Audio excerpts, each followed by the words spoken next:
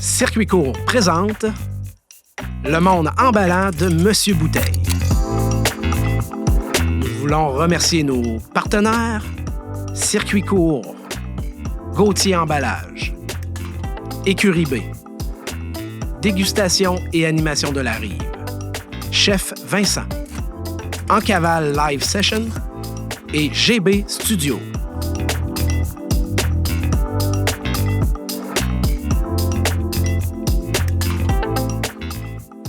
Alors bonjour, on est au segment En Chum. Bien sûr, je suis avec Alain, mon collaborateur sommelier en bière, chef d'Escoffé. Salut Alain. Salut, ça va? Ça va super bien. Alors, on est avec Fred Boucher, bien entendu, chef propriétaire de chez Fred Poutinerie à Matane et à Rimouski. Salut Fred. Bonjour. Alors aujourd'hui, qu'est-ce qu'on va nous faire comme poutine? Petite poutine chaleureuse aujourd'hui, canard confit, qu'on fait maison directement chez Chef Fred, avec la réduction du jus de canard. On a les frites fraîches qu'on va faire cuire aussi, fait qu'on va faire un beau petit agencement avec ça. Ça va être bon. Alors, Alain, toi, la bière que tu vas nous proposer avec la poutine de Fred? C'est la petite ici bouteille à présente, la Dominus Vobiscum double de microbrasserie Charlevoix. C'est une bière qui est chaleureuse, que j'adore. C'est pour moi, ça fait partie des bonnes bières doubles qu'on a au Québec. Microbrasserie Charlevoix qui sont là depuis belle lurette, on s'entend. Ça fait partie des précurseurs des microbrasseries. On va avoir une bière qui va aller chercher des notes légèrement chocolatées, une belle rondeur en bouche. C'est pas une bière qui est amère. Et pour aller avec le canard confit, on va avoir un petit côté sucré-salé qui va se faire au niveau de la carpe. Ça va être super intéressant. Et Fred me dit qu'à l'intérieur de sa recette, il y a du vin rouge. Puis vin rouge et bière double, ça va super bien ensemble. L'accord va être là. Oui. Alors, Fred, s'il vous plaît, explique-nous quand est-ce que tu as commencé donc tes restaurants de poutinerie. De où vient cette passion-là de faire des poutines? Ben écoute, j'ai toujours été dans la restauration, j'ai toujours fait de la poutine, j'ai toujours fait plein de mets gastronomiques, mais là, je voulais avoir un concept qui était pas dur à gérer, qui était un peu comme les Subway de ce monde, mais je voulais quelque chose un peu plus haut en poutine, avoir beaucoup de choix, puis ça s'est passé, écoute, on était traiteur à domicile. On faisait, puis sauf que j'étais commencé à être tanné de barauder de la vaisselle la fin de semaine. Puis tu sais, ça me prenait une place, une cuisine pour le faire. Puis là, les traiteurs, c'est juste la fin de semaine, surtout dans notre région. Ben j'ai dit, écoute, on va commencer quelque chose. On a un local, on a une cuisine, on va l'ouvrir à la semaine longue, on va faire quelque chose. Puis ça s'est passé un déclic, un soir à Pâques. J'étais assis à la table, ma blonde a fait un jambon à l'érable. Puis je dis, ça serait bon en poutine. Je suis sûr ça serait bon en poutine. Fait que j'ai écrit les 30 premières sortes en 20 minutes sur le coin de la table. Je disais plus un mot, puis la cochonne qu'on a faite, justement, ça a été ce qui a poussé l'élément déclencheur, en fait. Ouais, exactement. En fait, juste pour votre information, Fred a été gagnant de la meilleure poutine au Québec en 2022-2023 avec, bien entendu, la cochonne et aussi la cheeseburger. Cheeseburger, ouais. Donc, aujourd'hui, c'est pas ça qu'on fait, mais inquiétez-vous pas, on va mettre des liens dans le podcast, dans les bas, pour que vous puissiez aller voir peut-être les recettes de Fred. Ouais. La version de la cochonne, là, qui a gagné meilleure poutine au Québec, on l'a dans le livre ici, là. Oui, on va en parler tantôt. C'est même celui-là. Excuse, parce que oui, je le vois pas, c'est celui-ci, je suis désolé. Mais version haut de gamme. Exactement. Ça fait que ça va être quelque chose, là. On va en reparler parce que dans le fond, Alain a fait 2 livres, bien entendu, à Cormet. Mais c'est le dernier, ça, je crois, hein? Oui, exactement. Avec des chefs de partout dans le monde, chef étoilé Michelin, 2 livres qui sont faits aux éditions Berger, entre autres. Le premier ici avec des chefs du Québec, celui-ci avec une 60aine de chefs à travers le monde. Fait que c'est bien. Donc Alain, bien entendu, est un sommelier bière, fait partie des meilleurs mois, à mon avis, au Québec. Et faut dire qu'il est chef aussi disciple d'Escoffé. Ça serait le seul au Canada, bien entendu, à être chef d'Escoffé. Fred, on continue, bien entendu, au niveau de la poutine. T'as 75 à peu près poutines au menu, il paraît, en permanence. Ouais, exactement, en permanence, mais comme on parlait, là, il y en a passé plus de 130, 140 poutines qui ont passé sur le menu. Là. C'est que des poutines qui sortent, qui sont dans le menu. On a testé, il y en a qui n'ont pas sorti, il y en a qui n'ont pas marché, il y en a qui n'ont pas fonctionné tout de suite, qu'on a enlevé, qu'on s'est rendu compte qu'il y avait comme créé un manque, on a remis d'autres poutines, on joue avec ça 2 fois par année, on change le menu toujours. 2 fois par année, on change ça. Donc, t'es résilient, toi, tu décides que c'est comme ça que ça se fasse. On aime notre métier, on est créatif, on est innovateur, mais en même temps, on se donne exactement toutes les chances de servir une poutine pour monsieur tout le monde. Exactement. Il y en a pour tous les goûts. Alors, commence-nous ça, mon cher, t'as de la pression. Alors, on y va aujourd'hui avec celle au canard. Ouais, canard confit. C'est ça. Fait que je vais commencer la cuisson, puis au fil du temps, je vais vous montrer qu'est-ce que je fais. On observe. Super. Un petit peu d'espace ici. Fait, faire des patates fraîches. Toi, tu conseilles habituellement des mettre dans l'eau. Oui, toujours l'eau froide le plus possible. C'est ce qui va donner la cuisson à la fin la plus croustillante, puis la moins... moi, je dis. Donc, quand tu as fini la coupe, autrement dit, tu mets ça dans l'eau froide directement, ouais. Pendant quoi? Jusqu'à ce que tu les cuises. Carrément, faut que l'amidon. Ouais, tout l'amidon, puis tout ce qui est vraiment la température va jouer. Puis là, on part pour le blanchissage. Puis au niveau de température, pour blanchir tes patates, Fred, t'es mets à combien? Ben, c'est sûr, là, présentement, dans une maison, une petite friteuse comme ça, je suggère tout le temps de l'accoter à 350 parce qu'il va toujours avoir une perte de température quand même. Donc, le temps qu'il y ait une reprise puis qu'il y ait une cuisson, là, la pomme de terre a le temps de blanchir. Puis j'y vais toujours sous forme de 2 cuissons. Je laisse un petit temps de repos après le blanchissage, justement, pour que la patate s'adapte, la température de l'huile remonte, puis là, après ça, on y va pour la cuisson pour que ce soit croustillant. Qu'il y ait un petit effet vide un peu à l'intérieur pour pas aller chercher l'effet de la patate crue. Pas trop raide, mais avec l'extérieur, faut que ça soit croustillante, là. Le croustillant à l'extérieur, mais le moelleux à l'intérieur. Ça prend les deux. Exact. Chaque ingrédient doit être travaillé individuellement, parfaitement, avant d'être mixé ensemble pour aller chercher toujours le meilleur de la poutine. Toujours, tu peux pas négliger un ingrédient, sinon tu viens d'aller enlever le wow que tu voulais donner ou quoi que ce soit, là. Exact. C'est vraiment. La qualité de chaque ingrédient. Fait que combien de temps tu mets tes patates pour...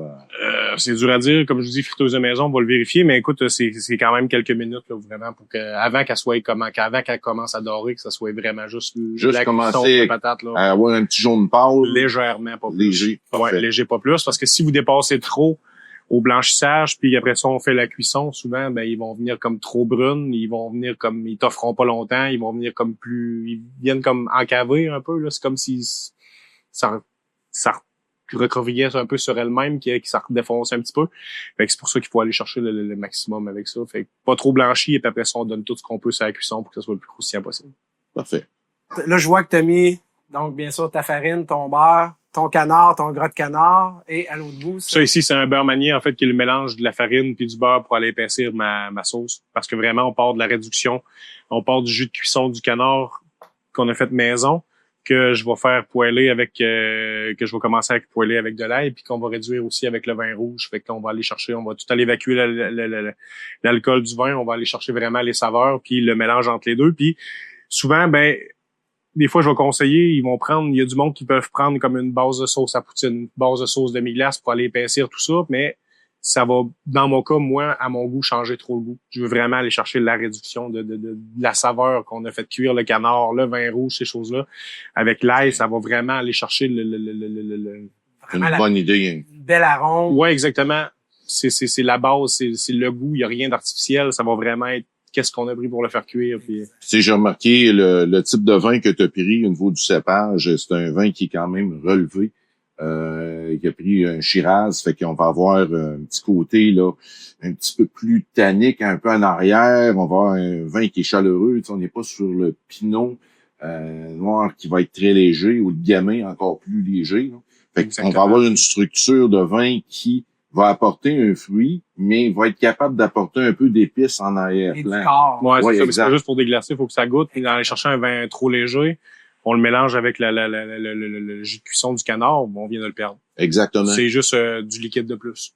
Exact. Moi, faut aller chercher vraiment l'effet parce que les fines herbes à l'intérieur du canard confit, il y a le thym, il y a l'origan, fait que ça va aller chercher vraiment là toutes des grosses saveurs, mais apaisées avec vraiment le liquide, ces choses-là, pour pas aller chercher pour pas perdre la subtilité du canard. Yes. Fait que là, je commence la base de la sauce. J'ai juste haché mon ail grossièrement. Puis que je vais faire cuire avec du beurre un petit peu. Et ton beurre, tu prends-tu un beurre particulier? Tu prends-tu demi-sel, sel? Beurre salé. Beurre salé? Ouais. Toujours, j'ai un parti pris avec le beurre puis mon fromage à poutine. En fait, on a l'usine à Amkoui, qui est l'usine de Natrel de Québec. Puis j'ai à peu près 12 de mes amis agriculteurs qui le lait est là-dedans. Donc, le fromage est produit à Amkoui par le lait de mes amis. Donc, une multinationale pour c'est pas tant fromagerie du coin, mais en voulant développer des franchises aussi, on a besoin d'avoir un produit standard qui va être distribué partout au Québec. Puis en même temps, ben il vient de chez nous.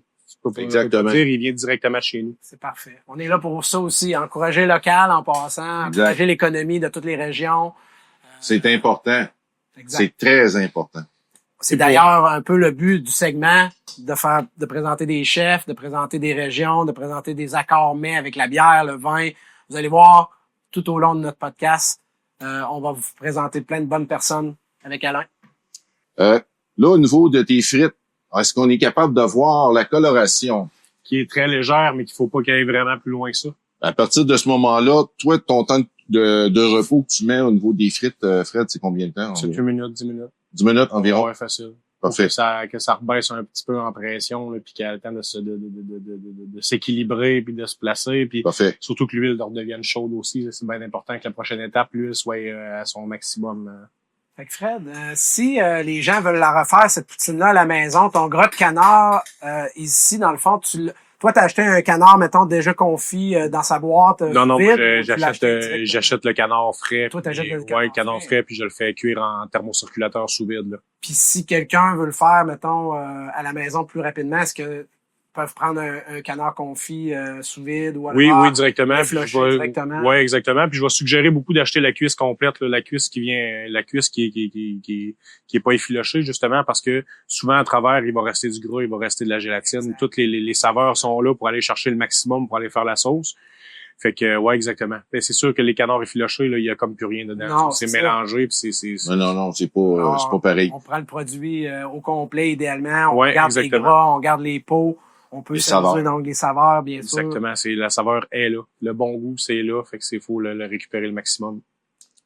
Parce que sinon, au niveau de la manière de faire pour faire du canard confit, comme ça, c'est que les gens font quoi s'ils veulent faire? Écoute, ça prend, en tout cas, moi, c'est 48 heures de travail.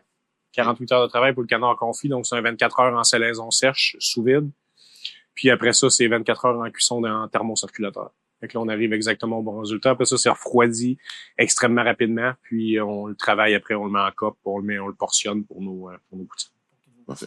Fait que dans le fond, monsieur tout le monde, s'ils veulent faire ça facilement, on y va vraiment avec on achète vraiment le canard confit. Canard confit, la cuisse complète avec la peau, le gras dessus, puis tout encore, là. Vraiment, vous allez aller chercher le meilleur du canard pour aller chercher toutes les saveurs autres que juste le canard pour travailler la sauce. Ça te prend combien de cuisses pour pouvoir faire, mettons, pas des 4 portions de poutine, là, c'est à peu près une cuisse par personne. C'est une cuisse par personne ou un petit peu moins, ça dépend toujours de la grosseur, là, mais tu sais, ça fait quand même une bonne quantité. C'est une viande qui va être plus salée aussi, donc peut-être en moins grosse quantité que manger juste du poulet ou ces choses-là. Ouais, exactement.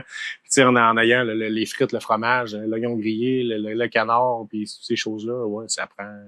C'est quand même assez.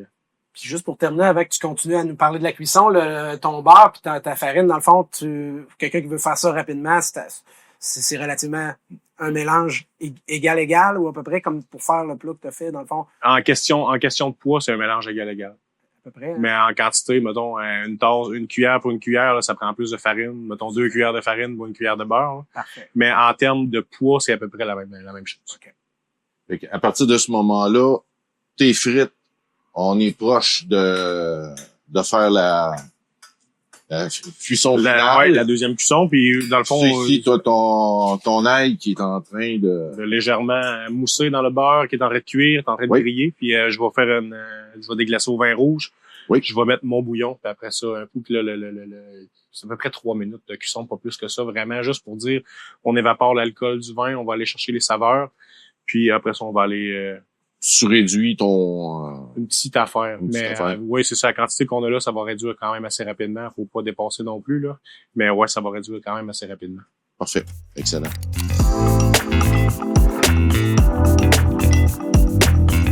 Fred, il y a un restaurant qui s'appelle la Table de Siam dans la vallée de la Matapédia. Table de Siam à Val-Briand, sur le bord du lac Matapédia. Puis ça, c'est un restaurant plus haut de gamme. C'est pas une poutinerie, finalement. Non, mais écoute, la poutine m'a quand même suivi. Là, j'ai quelques poutines sur le menu aussi. Là. Ouais. C'est le canard, les fruits de mer, j'ai ça aussi. Il y a pas à dire, c'était des mosses que je voulais présenter. Mais je dévie un petit peu de la poutine que je retrouve à mes anciennes amours quand j'étais traiteur gastronomique à domicile. Je vais aller chercher une carte gastronomique qui va arriver bientôt, mais présentement le menu c'est un peu italien. Je fais la pizza style napolitaine avec la burrata, je fais les mac and cheese de course au cheddar fort, puis toutes ces choses-là. Mais ouais, exactement. Tu utilises donc les produits un peu du terroir là-bas et tout. Ouais, exactement. Puis tu sais, on a des producteurs de fruits, la vallée de la framboise qui se font connaître mondialement avec leurs alcools. On va travailler aussi avec leur alcool. Intéressant. Beaucoup de petits producteurs locaux là, que je fais affaire justement pour aller chercher un petit côté vraiment intéressant, puis un petit côté terre à terre avec le contact là, de la place, puis de la nature, puis du... Tu nous expliques un petit peu où ça t'en est rendu? Ouais, ben la sauce est terminée. J'ai fait la liaison de la sauce, puis là les frites achèvent. Il va manquer le faire griller les oignons parce que écoute, chef Fred Poutinerie, tout baigne dans l'huile, donc on va directement dans la friteuse pour les oignons pour avoir les meilleurs résultats possibles. Puis on va être bon pour faire le montage de ça bientôt. Quand tu dis faire lier la sauce, pour les gens qui savent pas c'est quoi en termes de cuisine, lier la sauce. Lier la sauce, dans le fond, c'est que là, j'ai fait réduire un petit peu mon mélange de jus de canard, gras de canard, de vin rouge avec l'ail et le beurre, légèrement réduit. Puis ensuite de ça, c'était simplement le beurre manié qu'on a parlé tantôt, Oui. qui est la même chose que si vous préparez une béchamel, qui est le roux que vous faites cuire le beurre. Après ça, vous mettez la farine, vous mettez ça un mélange assez sec, un petit peu cuit, pour y aller graduellement avec le lait pour monter la béchamel. Mais là, c'est l'inverse. On fait chauffer le liquide, puis là, le beurre manié, c'est intégré directement à la sauce pour juste aller chercher la touche qu'on a besoin pour... Épaissir. Apparaît-tu, j'ai une petite coulisse là que je commence à avoir très faim, ça sent bon.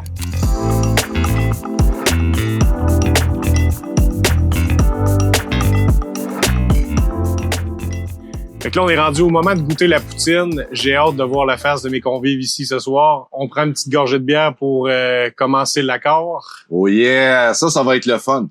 On me dit la petite Dominus Vobiscum double. Microbrasserie Charlevoix. Humez-les, vous allez voir, on va avoir des petites notes chocolatées. On va aller chercher un petit côté légèrement épicé, belle rondeur. Et, mon Dieu que ça sent bon. Ça va vraiment bien s'avancer avec écoutez, moi là, j'y vais, je vais prendre une bouchée. C'est à votre tour. Wow. OK. Là, alors dis-moi qu'est-ce que tu avais mis dedans, grosso modo, pendant le temps que je suis en C'est train de mon boucher. canard confit avec la sauce, la réduction du jus, avec du vin rouge, de l'ail. J'ai mes petits oignons grillés, les échalotes sur le dessus pour la couleur et pour le goût. Avec du thym, puis regardez la couleur du canard, là, légèrement rosé, ça va être écœurant. Moi, j'ai hâte. Yeah.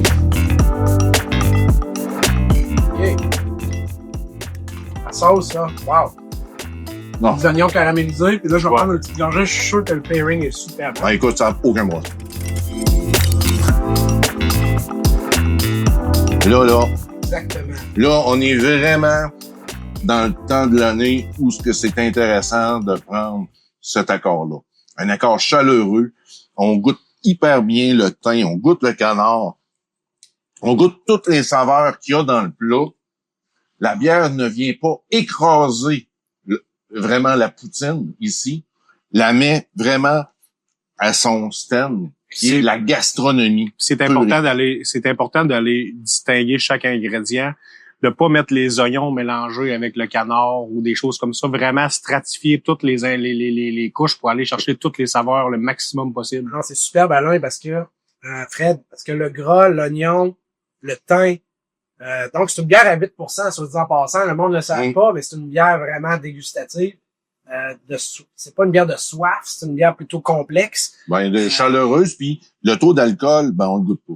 Exactement. Ça devient même... C'est pas du 8% quand tu prends ça avec une sauce aussi bien équilibrée, le canard, les oignons, magnifique, le fromage. Mais je sais pas Bravo, Fred. mais je sais pas si ça me fait. Mais vraiment bien d'accord, la bière, Hein? ouais. Puis, mais moi, personnellement, là, je prends une bouchée, je fais, ah, mon Dieu. Tu prends une gorgée, tu fais, ah, là, t'as le goût d'en prendre une autre bouchée. T'as le goût de prendre une autre gorgée. C'est sans arrêt. Écoute, Là, c'est formidable. Puis je suis sûr qu'ici, il y a l'équipe qui va vouloir sûrement y goûter, hein? Parce que c'est... Tout le monde derrière les caméras qui vont... Oh que oui, hein? Qui le regardent la montée depuis tantôt. Écoute, Fred, moi, je trouve Cheers, que... c'était super. Écoutez, je vous dis, c'est vraiment, vraiment incroyable. Merci, Fred. C'est un plaisir. C'est magnifique. Et en passant, faut pas que les gens oublient, essayez la recette que Fred a fait avec qui est la cochonne, mais version haut de gamme. Le jambon braisé bière érable, puis la sauce, c'est vraiment avec la réduction du rhum, du sirop d'érable qui a servi pour la cuisson. Puis en plus de ça, ben on va finir l'épaissir. Puis avec le sirop d'érable, on a quasiment l'impression que tu vas aller chercher un sucre à crème liquide qui va être sur la poutine, mais sans être trop sucré, avec l'équilibre du sel, avec un peu l'équilibre d'acidité, ouais, vraiment. Fait que t'as l'impression de manger un sucre à crème, mais après ça, c'est bien tout de marier les ingrédients de la poutine. Puis les photos sont superbes. Ça met vraiment en valeur la poutine qu'il a mis dans le livre. Tu as vu le photographe comme la job qu'il a fait? Oui, pour ton livre. Oui, effectivement. D'ailleurs, on va le nommer, bien entendu. Maxime Desbiens, photographe des 2 livres à Alain. Maxime a fait vraiment un travail incroyable. Puis, dans le fond, au niveau du montage des recettes, il y a Fred qui a monté sa poutine. Il était là pour aider, entre autres, le chef Vincent Croteau qui était sur place. Puis Stéphane Renaud qui était aussi sur place, les 2 chefs qui ont été en Martin Leclerc qui est venu faire un tour lui aussi. Fait que les chefs étaient sur place pour pouvoir monter les assiettes pour que notre photographe puisse les monter, en tout cas. C'était incroyable versus le temps qui a été alloué pour faire tout ça, en fait, là. C'était... oui. Ouais, effectivement. Il y en a qui ont travaillé fort pas mal plus. Moi, je suis monté juste une journée, 3/4 de journée. Mais, Seigneur, eux autres, ils ont été pratiquement 3-4 fins de semaine à côté, du matin jusqu'au soir. C'était... Non, c'est pour faire un résultat qui est vraiment incroyable. En tout cas, personnellement, j'ai tout le temps dit que la poutine qu'il y a dans mon livre, c'est la meilleure que j'ai mangée à vie. Mais bon, non. C'est très solide. Alors, merci encore, les gars. Donc, plaisir. Charlevoix, la poutine de Fred, poutinerie. Wow! Chef Fred Poutinerie, bien entendu. Ça va être mis dans le bas aussi, bien sûr, en lien de nos médias sociaux et de notre podcast. Les gars, cheers!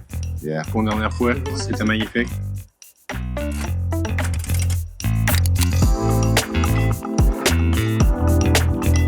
Aujourd'hui, on est à la Barberie, une microbrasserie qui est pionnière dans la ville de Québec. C'est aussi un lieu qu'on apprécie tout particulièrement pour la beauté de sa terrasse en été et aussi la chaleur de son pub. Allons voir ça ensemble.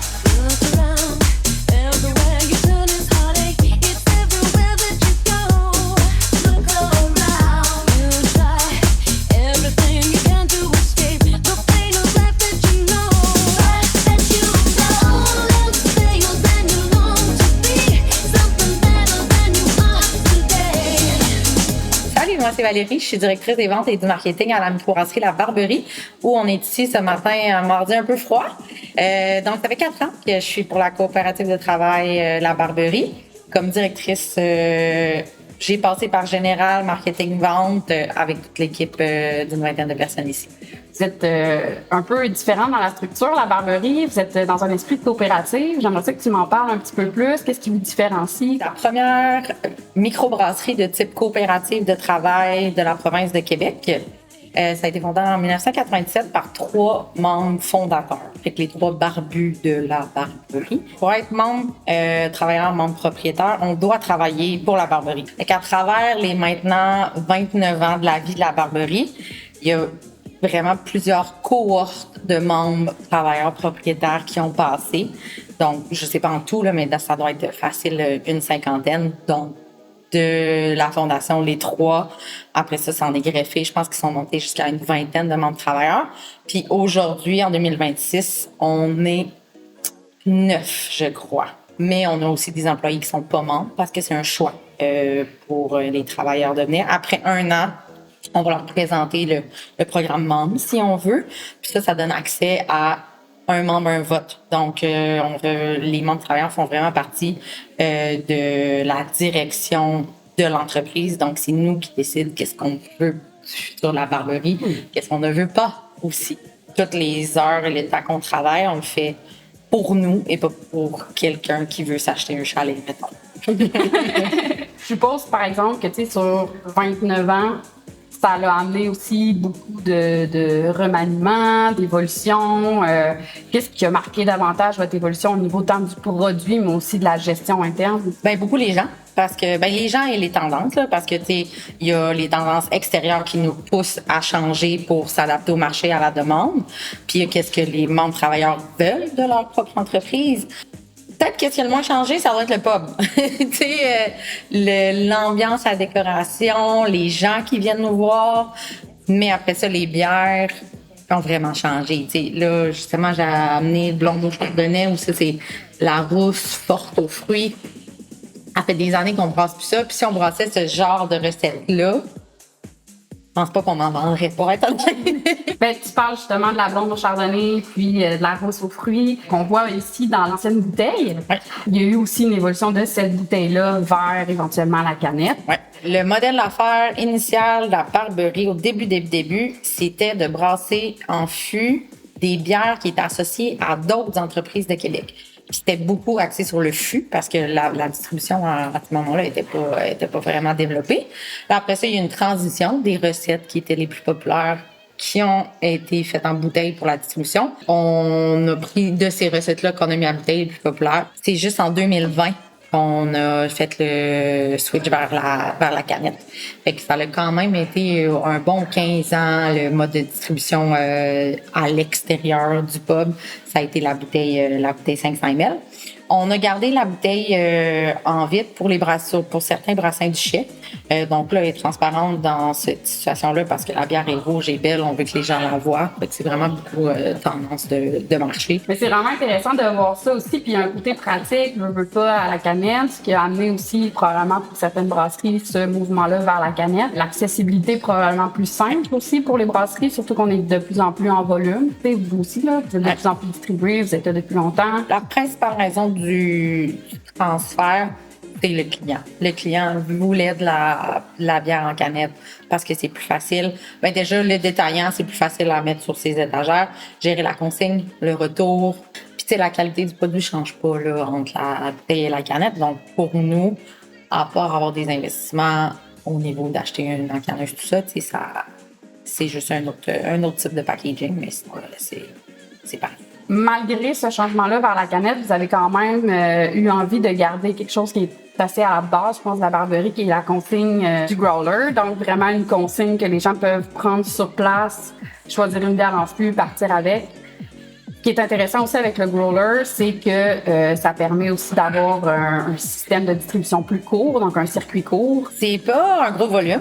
On le garde parce qu'on a des habitués puis des gens justement qui sont de proximité, qui viennent souvent nous voir, qui aiment beaucoup ce format-là, parce que ça donne accès à des bières qu'on n'encane pas, en fait. Parce que ça, c'est directement nos lignes de fût. Puis comment on gère l'offre, c'est qu'on a nos bières en canette puis on a les bières en fût. Ça veut pas dire qu'une bière en fût va nécessairement aller en canette. Donc, il y a des fois des nouveautés ou des trucs que les gens veulent essayer. Ben, ils peuvent partir avec un growler. Fait que c'est super le fun. Mais c'est aussi, une économie. Ça revient moins cher acheter un growler en canette. Mais ça reste que c'est pas un gros volume. Fait qu'on le garde pour nos habitués. Ça reste que c'est tellement un beau modèle puis une bonne idée. Puis si t'arrives, tu pars, tu vas aller au parc, tu ramasses un 2 litres de même. C'est vraiment fun, là. Tu as une bière que potentiellement pas grand monde va en avoir goûté. C'est super dans le partage aussi, fait que c'est le fun. Puis c'est écologiquement vraiment respectueux parce que on le ramène, tu rapportes ta consigne. Ça fait partie aussi un petit peu de l'ADN. Sûrement, c'était là dès le départ, je pense. Oui, comme je disais, avant, c'était juste du fût, là. Fait que ça c'était une option pour les gens de faire découvrir l'expérience qu'ils avaient vécue au pub, le ramener chez eux puis le faire partager à d'autres mondes. C'est la même chose pour la canette. Quand t'aimes qu'est-ce que t'as vécu, qu'est-ce que t'as bu, tu le ramènes chez toi. Quand t'es en voyage, c'est le fun. Hey, ça, j'étais allée à cette micro-là, j'ai acheté ces bières-là. Dernièrement, vous avez introduit plus une cuisine. À la Barberie, c'était pas là au départ. Moi, je me rappelle qu'on venait, il y avait un micro-ondes, on pouvait faire chauffer nos choses, il y avait un carnet de tous les restaurants autour pour commander. C'est intéressant, cet étage-là. Puis votre menu est quand même super intéressant. Vous êtes allé chercher beaucoup de produits un peu plus raffinés. Ça va faire 1 an qu'on est vraiment un restaurant temps plein. Fait qu'on est ouvert de midi à 22h, même 23h l'été, avec un menu qui est fait ici même. On a vraiment construit un espace cuisine, puis on fait même l'offre traiteur. Ça a été nécessaire, en fait, parce que on sentait que la clientèle nous quittait trop rapidement ou venait pas nous voir parce qu'on n'avait pas un menu assez complet. C'était vraiment ça notre focus, c'est que ça soit vraiment bon, que ça soit simple, mais que ça soit pas nécessairement ce qu'on trouve dans pas toutes les microbrasseries, là, mais quand même un peu moins pub. Fait que, tu sais, on est allé sur des plats à partager aussi, fait que des formules 3 pour 35 $, fait que ça revient comme vraiment accessible par le prix.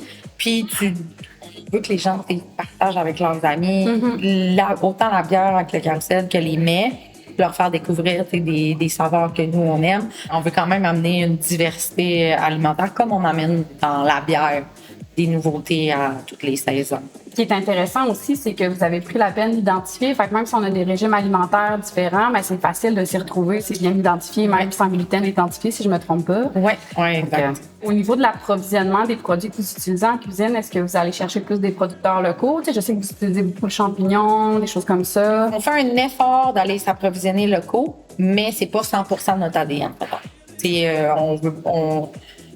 On n'est pas en train de se positionner comme de la cuisine 100% locale. C'est pas ça, parce que c'est pas ce qu'on fait pour le moment. Mais on a quand même des intentions et on fait des choix en conséquence. Fait que si je comprends bien, c'est pas votre positionnement, mais il y a quand même une volonté. Absolument. Oui, exactement. Une recherche qui inclut un peu. Oui, c'est ça. Et l'île d'Orléans, par exemple, ouais, c'est la même chose pour nos bières aussi, quand c'est possible, quand c'est accessible. Je reviens sur le fait que ça va faire 30 ans l'année prochaine. Tu sais, est-ce qu'il y a des gens, des fois, qui peuvent venir vous consulter un peu pour votre expertise? Est-ce que dans le milieu de la microbrasserie, les gens, justement, vont venir vous consulter s'ils ont certaines questions? Comment ça coexiste un peu une microbrasserie qui a 3 ans et une microbrasserie qui en a presque 30? Bastien, qui est brasseur ici, là, cette année, c'est 29 ans, ça fait 28 ans. Fait que lui, il en a vu d'autres, là. Fait que là, des fois, ça, il va avoir cette expérience-là. Je pense qu'au niveau de l'expérience et les capacités, tous les micros ont quelque chose à amener, puis c'est un monde tellement serré qu'on s'entraide tout au day-to-day, là, sérieusement. Mais lui, il peut peut-être amener son input de comme, hey, je suis déjà passé à travers ça, j'ai déjà eu des mois difficiles, puis on est encore là aujourd'hui. Puis en fait, surtout à Québec, là, est-ce que il y en a quelques-unes qui ont fermé, là, mais presque la totalité des microbrasseries qui sont installées à Québec, ils ont des employés qui sont passés par la Barberie. Noctem, c'est d'anciens de la Barberie. Nano Cinco, Éloi, travaillait à la Barberie. Sam chez XP était à la Barberie. Anciennement BG, Max et PH étaient à la Barberie. Vu que ça fait longtemps. Fait que, ça a comme été une école, là, ici, là. Ils sont passés comme brasseurs, assistants brasseurs avant de se lancer dans leur projet. Même le concours de brasseurs amateurs. Puis là, ça fait quelques années qu'on n'a pas fait, mais Jeff, le brasseur de XP, a gagné le concours de brasseur. Lui, il 13, ils ont gagné le concours de brasseur amateur que c'est nous qui accueillait. Fait que ça a été quand même une école pour beaucoup de microbrasseries, surtout à Québec, mais aussi à l'extérieur. Puis je pense que les autres micros, ils aiment ça aussi, c'est ça, de parler de comment. Puis on a tout à apprendre les uns des autres. Fait que, justement, Nano, les IPA, nous, les hangars, on s'entend full bien, fait qu'on aime ça, puis c'est des collabos qui sont simples. Diriez-vous que c'est un peu ça, l'héritage que vous laissez, la Barberie?